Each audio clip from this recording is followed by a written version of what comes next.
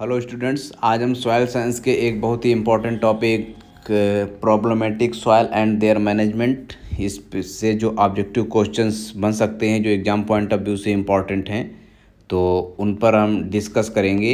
ये course problematic soil का BSc AG fourth semester में होता है मोस्टली। तो इसमें जो ऑब्जेक्टिव क्वेश्चंस बन सकते हैं तो उनको हम लोग देखेंगे।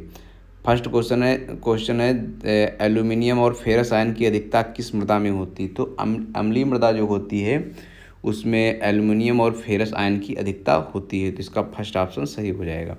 सेकंड क्वेश्चन है अम्लीय मृदा का पीएच कितना होता है। तो आमतौर पर पीएच स्केल जिसको सोरेनसन ने पीएच स्केल तैयार की थी, तो उनके पैमाने के अकॉर्डिंग 7 से कम पीएच मान पर अम्लीय मृदा में कंसीडर किया जाएगा, 7 से ऊपर क्षारीय और 7 पर उदासीन। लेकिन जब हम सॉइल साइंस को डीपली स्टडी करते हैं तो इसके मानक जो है वो बदल जाते हैं। अम्लीय मृदा का पीएच 5.5 या इससे कम पर भी माना जाता है। तो अगर ऑप्शन में 5.5 से कम भी आ रहा है 7 की जगह पर, तो उसको गलत नहीं माना जाएगा।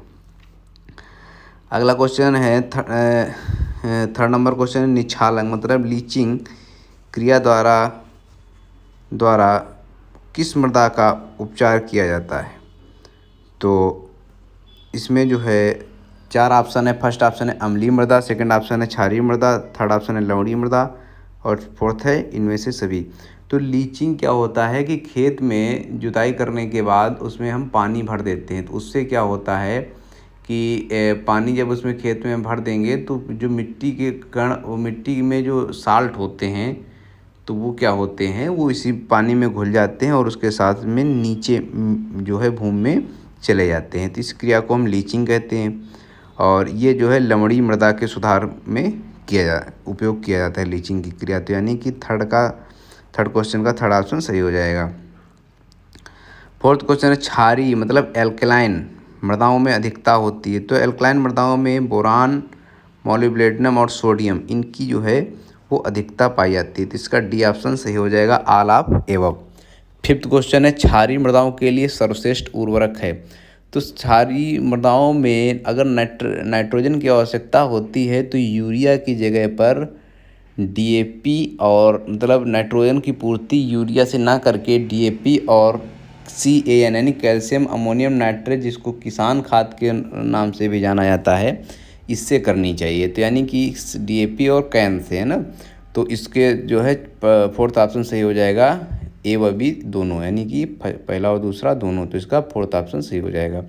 छठवां प्रश्न है क्लोरीन और सल्फर आयनों की अधिकता पाई जाती है। तो इसमें देखिए चारों ऑप्शन हैं, इसमें तीसरा ऑप्शन सही हो जाएगा लवणीय मृदा में। सेवन्थ क्वेश्चन है आयन NaCO3 और NaSCO3 की अधिकता होती है। तो इन आयनों की अधिकता किस में होती है, तो वो क्षारीय मृदाओं में अधिकता होती है। देखिए इसमें कुछ चीज़ें समझने वाली हैं कि अम्लीय, क्षारीय और लवणीय, ये जो 3 तरह की मृदाएं हैं वो किन मृदाओं में कौन से आयन की अधिकता होती है, इससे एक प्रश्न आएगा। साथ साथ में जो है तो ये सब क्लियर रखना है कि जैसे कि एल्युमिनियम और सल्फर आयन की अधिकता लवणीय मृदा में होती है ना। क्लोरीन और फेरस आयन की अधिकता किस में होगी, अम्लीय मृदा में। NaSCO3 और NaCO3 इसकी अधिकता कहाँ होगी, क्षारीय मृदा। तो ये सभी चीज़ें क्लियर रखनी है। 8 नंबर क्वेश्चन अम्लीय मृदाओं में सोडियम विनिमय प्रतिशत होता है। तो अम्लीय मृदाओं का सोडियम विनिमय प्रतिशत कितना होता है, तो एक्सचेंजेबल सोडियम परसेंटेज जो होता है इसका वो 15 से कम होता है। तो इसका फर्स्ट ऑप्शन सही हो जाएगा।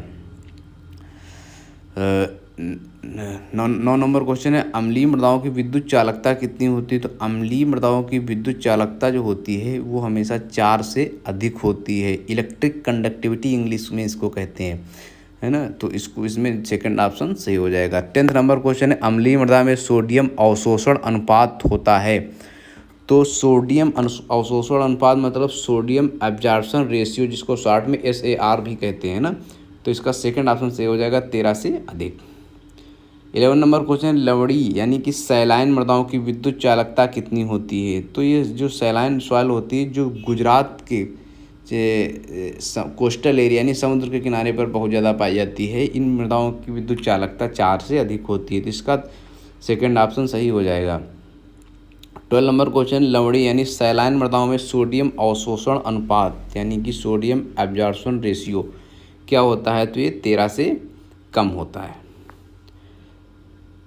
13 नंबर क्वेश्चन, लवड़ी मृदाओं में सोडियम विनिमय प्रतिशत कितना होता है? तो इसमें लवड़ी मृदाओं में सोडियम विनिमय प्रतिशत जो होता है ये इसका फोर्थ ऑप्शन सही हो जाएगा, 15 से कम। तो देखिए ये जो अगर आप लोगों को समझ में नहीं आ रहा है 4 से अधिक, 4 से कम, 15 से अधिक, 15 से कम, तो एक विधिवत जो है करीब 20 मिनट का वीडियो जो डिस्क्राइब करके इन्हीं अम्लीय मृदा, क्षारीय मृदा और लवणी मृदा है ना, इस पर जो है डिस्कस किया हुआ कि यही क्लियर की इसी क्या होती है, कितनी से कम किसकी होती है, इस पर एक विधिवत वीडियो अगर आप लोग वास्तव में इस टॉपिक को क्लियर करना चाहते हैं तो इसी के उसके डिस्क्रिप्शन में इस वीडियो के हम उसकी लिंक दे रहे हैं, जो कि मनोज सर जो सॉइल साइंस के जाने माने टीचर हैं उनके द्वारा पढ़ाया गया है।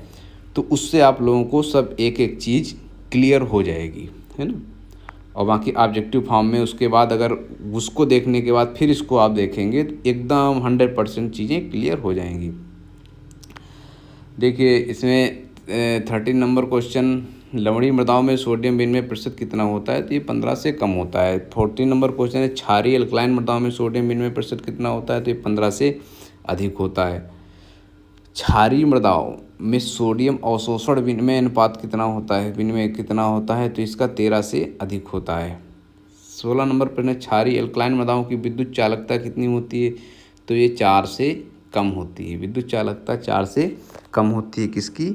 एल्कलाइन मृदाओं की, यानी कि क्षारीय मृदाओं की विद्युत चालकता 4 से कम होती है। देखिए क्षारीय मृदाएं जो होती हैं इनकी विद्युत चालकता 4 से कम होती है, बाकी लवणीय और अम्लीय इन दोनों मृदाओं की विद्युत चालकता 4 से अधिक होती है ना। तो इस तरीके से चीज़ें जब याद रखेंगे कि क्षारीय मृदा की 4 से कम होगी विद्युत चालकता, बाकी जो है दोनों लवणीय और अम्लीय मृदा की 4 से अधिक होगी।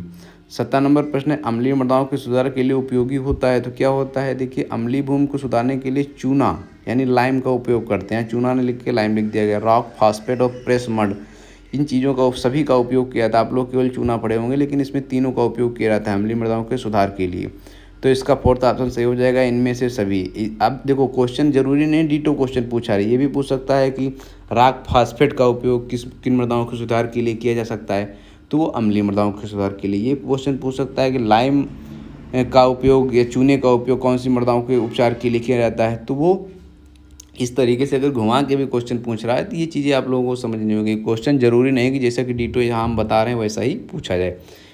हाँ ये तो है कि पॉसिबिलिटी क्वेश्चन आने की ज़्यादा होती है, लेकिन अगर ये नहीं है कि सेम क्वेश्चन आ जाए। 18 नंबर क्वेश्चन है, क्षारीय मृदाओं के सुधार के लिए उपयोगी होता है? तो पढ़ा होगा अम्लीय भूमि के लिए चूना, क्षारीय के लिए जिप्सम, लेकिन कुछ अन्य चीज़ें भी हैं जो उपयोगी होती है। ये नहीं कि जिप्सम पहला ऑप्शन मिला तो उसमें टिक लगा दे। देखिए पहला ऑप्शन जिप्सम है, सेकंड ऑप्शन है आयरन पायराइड, थर्ड है ग्रीन मैन्योरिंग, फोर्थ है इनमें से सभी। तो एल्कलाइन मृदाएँ जो होती हैं, क्षारीय मृदाएँ, इनको सुधारने के लिए जो है ये सभी चीज़ों का उपयोग किया जाता है। 19 नंबर क्वेश्चन है, निम्नलिखित में से कौन मुख्य रूप से अम्ल सल्फेट मिट्टी में पाया जाता है? तो ये पायराइड पाया जाएगा। देखिए अम्लीय भूमि को सुधारने के लिए क्या यूज किया जाता है? चूना, है ना। तो ये जो है, लेकिन यहाँ पर समझने वाली बात है कौन मुख्य रूप से पाया जाता है। तो इसमें क्या पाया जाता है? मेनली पायराइड पाया जाता है। 20 नंबर क्वेश्चन, निम्नलिखित में से किस पदार्थ का उपयोग मृदा सुधार के लिए किया जाता है? तो देखिए ऑप्शन पढ़िए। पहला ऑप्शन है जिप्सम, सेकंड है साइट्रिक एसिड, थर्ड है फास्फोरिक एसिड, फोर्थ है ऑक्जेलिक एसिड। तो इसमें अम्लीय भूमि सुधारने के लिए चूना, क्षारीय के लिए जिप्सम में जो पढ़ा है तो उसी का वो जिप्सम है ना। तो जिप्सम का उपयोग क्षारीय भूमि मृदाओं को सुधार के लिए किया जाता है। तो 20 का फर्स्ट ऑप्शन सही हो जाएगा। 21 नंबर पर, निम्नलिखित में से किसमें लवणीय मृदा की मतलब किस लवणीय मृदा में किस तत्व की कमी होती है? इसमें क्वेश्चन थोड़ा सा टाइपिंग मिस्टेक हुई है, तो इसमें नाइट्रोजन की कमी होती है। 22 नंबर प्रश्न, निम्नलिखित में से कौन सा आयन अम्लीय मिट्टी में अधिक मात्रा में नहीं पाया जाता है? तो वो मैग्नीशियम जो है वो अम्लीय मृदाओं में नहीं पाया जाता है ना। अगला प्रश्न है, अम्लीय मृदाओं में मुख्यतः एल्युमिनियम और फेरस ये सब ज़्यादा पाए जाते हैं, तो मैग्नीशियम नहीं पाया जाता है। तो ये इस तरीके से क्वेश्चन, टेक्निकल क्वेश्चन आप लोगों को याद रखने, ये जब तीनों का अम्लीय, क्षारीय और लवणीय मृदाओं का कंपेरिजन करके आप याद करेंगे तब ये सब चीज़ें क्लियर होंगी। और इसका एक जो है विधिवत वीडियो हमने उसमें दे रखा है। अगर इसमें कुछ चीज़ जैसे काफ़ी एक जैसे समान क्वेश्चन मिल रहे हैं, लेकिन ये क्वेश्चन आने की संभावना है, क्वेश्चन जितने भी हैं वो आए या ना आए इस बात की तो गारंटी नहीं है क्लियर, लेकिन जो सिलेबस में है उससे ज़रा भी हटके क्वेश्चन हम कभी भी नहीं वीडियो बनाते हैं। जो सिलेबस में है उसी का वीडियो, ये प्रॉब्लमेटिक सॉइल अगर हमने कह दिया तो प्रॉब्लमेटिक सॉइल के ही क्वेश्चन इसमें होंगे। अगर वो सिलेबस से पूछेगा तो इस वीडियो से क्वेश्चन ज़रूर फंसेंगे, है ना।